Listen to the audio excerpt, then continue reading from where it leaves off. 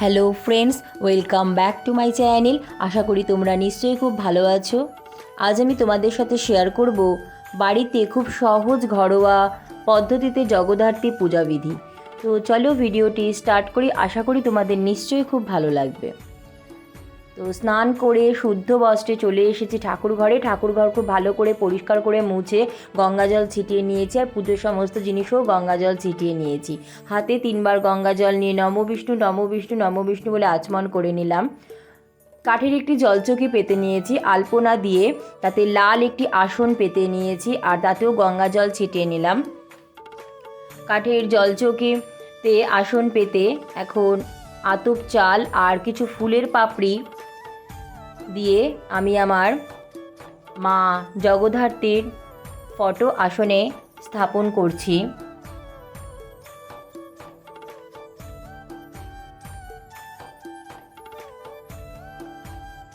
পরিষ্কার একটি কাপড়ে গঙ্গাজল, গোলাপ জল আর অগরু নিয়ে মাকে আলতো হাতে মুছে এইভাবে অভিষেক করিয়ে নিচ্ছি। দেবতাদের অহংকার দমনের জন্য মা পার্বতীর আর এক রূপ দেবী জগদ্ধাত্রীর আবির্ভাব হয়েছিল। দেবী হলেন জগতের ধাত্রী, অর্থাৎ ধারণ কর্ত্রী বা পালন কর্ত্রী। সিংহবাহিনী দেবী চতুর্ভুজা, হাতে শঙ্খ, চক্র, ধনুক এবং বাণ। উপনিষদের উপাখ্যান অনুযায়ী দেবাসুরের যুদ্ধে দেবতাদের জয়ের পর দেবতারা অহংকারী হয়ে ওঠে। তাদের এই অহংকারকে নির্বিঘ্নে দমনের জন্যই আবির্ভূত হয়েছিলেন ত্রিনয়নী দেবী জগদ্ধাত্রী। লাল চন্দন বেটে নিলাম। লাল চন্দন সহযোগে বেলপাতা ও লাল ফুল মায়ের চরণে অর্পণ করলাম। ওম জগদ্ধাত্রী নমঃ। মাকে লাল চন্দনে তিলক পরিয়ে দিচ্ছি, আর মার বাহনকেও লাল চন্দনে তিলক পরিয়ে দিচ্ছি। মাকে সিঁদুর পরিয়ে দিচ্ছি। কাত্যায়নী তন্ত্রে কার্তিক মাসে শুক্ল নবমী তিথিতে দেবী জগদ্ধাত্রীর আবির্ভাব হওয়ার উল্লেখ পাওয়া যায়। মাকে চন্দন সহযোগে ফুলের মালা পরিয়ে সুন্দর করে সাজিয়ে নিচ্ছি। শাস্ত্রমতে দুর্গাপূজার ঠিক 1 মাস পরে শুক্ল নবমী তিথিতে জগদ্ধাত্রী পূজার রীতি প্রচলিত রয়েছে। মাকে ওড়না পরিয়েও সুন্দর করে সাজিয়ে নিলাম।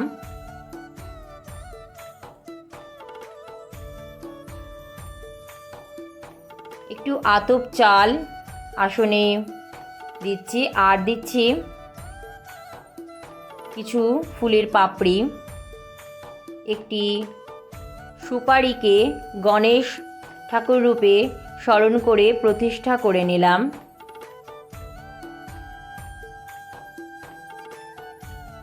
একটি ফুলে গঙ্গাজল নিয়ে গণেশ ঠাকুরকে এইভাবে ফুল দিয়ে ছিটে দিয়ে অভিষেক করিয়ে নিলাম। গণেশ ঠাকুরকে লাল চন্দনের তিলক ও সিঁদুর পরিয়ে দিচ্ছি।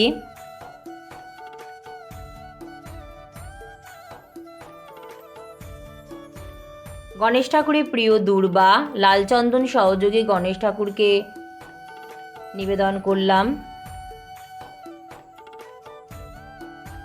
গণেশ ঠাকুরকে ফুল নিবেদন করলাম। ওম গাং গণেশায় নমঃ, এতে গন্ধে পুষ্পে গণেশায় নমঃ। গণেশ ঠাকুরকে পৈতে নিবেদন করলাম। নতুন বস্ত্রস্বরূপ মৌলি ভগবান গণেশ ঠাকুরকে নিবেদন করলাম। ওম গাং গণেশায় নমঃ। মাকে আলতা, সিঁদুর, শাখা, পলা, নোয়া নিবেদন করছি। তোমরা চাইলে নতুন শাড়িও মাকে নিবেদন করতে পারো।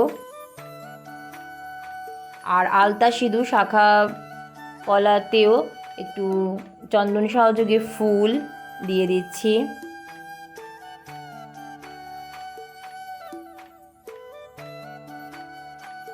মাকে গোটা ফল নিবেদন করব। তো গোটা 5টা ফলে লাল চন্দন আর সিঁদুরের ফোঁটা দিয়ে বেলপাতা আর কিছু ফুল দিয়ে মাকে গোটা ফল নিবেদন করব। থালা সাজিয়ে নিলাম, আর নৈবেদ্য সাজিয়ে নিয়েছি। 5টা নৈবেদ্য সাজিয়ে নিয়েছি। নৈবেদ্য থালাতে চন্দনী সহযোগে বেলপাতা আর ফুল দিয়ে দিলাম। আর তোমরা চাইলে কাটা অনেক যে কটা ফল তোমরা কাটবে সেই কাটা ফল দিয়েও সুন্দর করে নৈবেদ্য থালা সাজিয়ে নিতে পারো। ঘট স্থাপন করব। নিয়েছি পিতলের ঘট, পিতল, তামা কিংবা মাটির ঘট তোমরা নিতে পারো। পিতলের একটি ঘট নিয়েছি, তাতে গোলা সিঁদুর দিয়ে স্বস্তিক চিহ্ন এঁকে নিচ্ছি। সর্ষের তেল আর সিঁদুর দিয়ে গোলা সিঁদুর তৈরি করে নিয়েছি এখানে আমসরা 5টা 7টা কি 9টা আম্রপল্লবযুক্ত আমসরা নেওয়া যেতে পারে। তো আমি এখানে প্রতিটি আম্রপল্লবে সিঁদুরের ফোঁটা দিয়ে নিচ্ছি।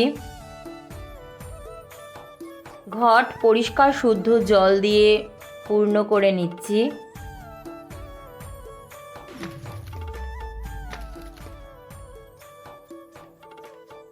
ঘটে দিয়ে দিচ্ছি একটি সুপারি, 1 টাকার কয়েন, একটি হলুদের গাঁট আর আতপ চাল।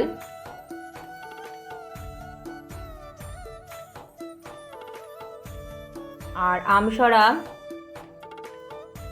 ঘটে দিয়ে দিচ্ছি। আর নিয়েছি একটি গোটা পানেও সিঁদুরের ফোঁটা দিয়ে ঘটে দিয়ে দেব। আর 5টা বেলপাতা, 5টা দূর্বাও ঘটে দিয়ে দেব। আর একটি ডাব নিয়েছি, ডাবেও স্বস্তিক চিহ্ন এঁকে ঘটের উপরে রাখবো। এইভাবে ঘট সাজিয়ে নিচ্ছি। আমাদের বাংলায় রাজা কৃষ্ণচন্দ্রের রাজত্বকালে জগদ্ধাত্রী পূজার অধিক প্রচলিত হয়েছে। তারপর থেকে সারা বাংলায় এই পূজা প্রচলিত হয়। 2টি প্রথায় জগদ্ধাত্রী পূজা হয়ে থাকে। একটি হলো সপ্তমী থেকে নবমী তিথি পর্যন্ত, আরেকটি প্রথা অনুসারে শুধুমাত্র নবমী তিথিতে মায়ের পূজা হয়। তবে সেক্ষেত্রে নবমী তিথিতে 3 বার পূজা করা হয়। সপ্তমী, অষ্টমী, নবমী পূজা একসাথে সম্পন্ন করা হয়। আমাদের এই পশ্চিমবঙ্গের হুগলি জেলার চন্দননগর এবং নদিয়া জেলার কৃষ্ণনগরে জগদ্ধাত্রী পূজা জগৎ বিখ্যাত। তবে বর্তমানে বাংলার বহু জায়গায় জগদ্ধাত্রী পূজা খুব সমারোহের সাথে পালন করা হয়। ঘট স্থাপন করব, তাই জন্য নিয়েছি গঙ্গা মাটি। গঙ্গা মাটিতে পঞ্চশস্য দিয়ে উলুধ্বনি দিয়ে ঘট স্থাপন করছি।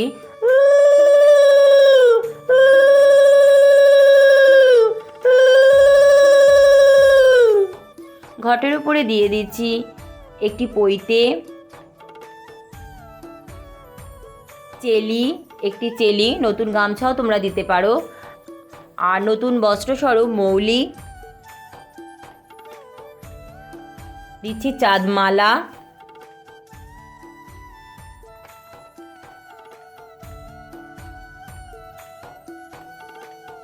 ঘটে দিয়ে দিলাম লাল ফুল, আসন ফুল দিয়ে সাজিয়ে নিচ্ছি। তো খুবই সহজ এবং ঘরোয়া পদ্ধতিতে আমি তোমাদের সাথে জগদ্ধাত্রী পূজা শেয়ার করছি। আমি আমার মতো করে তোমাদের সাথে জগদ্ধাত্রী পুজো শেয়ার করছি। আসনে একটু আতপ চাল আর ফুল দিয়ে মায়ের সামনে ঘিয়ে প্রদীপ জ্বালিয়ে নিলাম। মাকে গোটা ফল নিবেদন করলাম। জয় মা জগদ্ধাত্রী জয়। মাকে নৈবেদ্য নিবেদন করছি।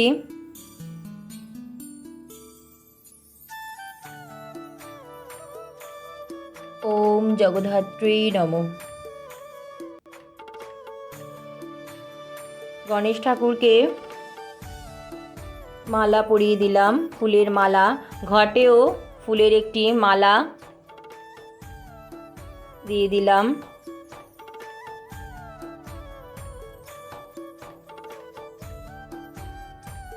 মাকে ভোগ নিবেদন করছি।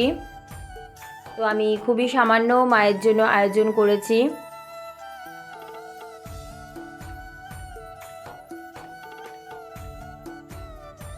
ভোগের থালা, গ্লাসে কর্পূর আর ফুল দিয়ে মাকে ভোগ নিবেদন করছি।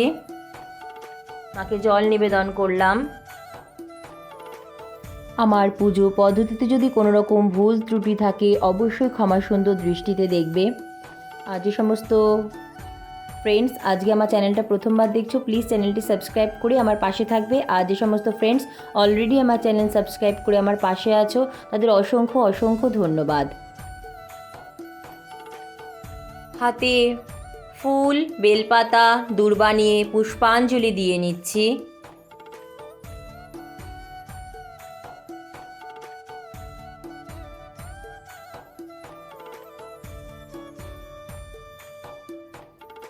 পুষ্পাঞ্জলি দিয়ে হাত জোর করে প্রণাম করে নিলাম মাকে। মা, আমার পুজো পদ্ধতিতে যদি কোনো রকম ভুল ত্রুটি হয় ক্ষমা করে পুজো গ্রহণ করো মা। আরতি করে নিচ্ছি।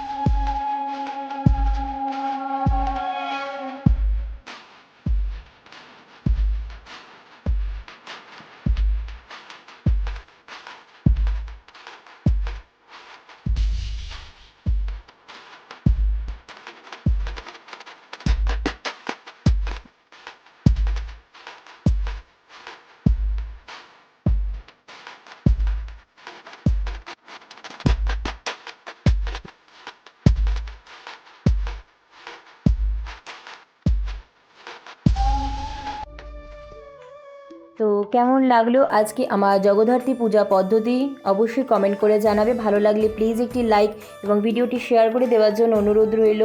চ্যানেলে যদি তোমরা আজকে প্রথম হয়ে থাকো তো প্লিজ চ্যানেলটি সাবস্ক্রাইব করে নিয়ে পাশে বেল বাটনটা অন করে নেবে। অনেক অনেক ধন্যবাদ ভিডিওটি দেখার জন্য।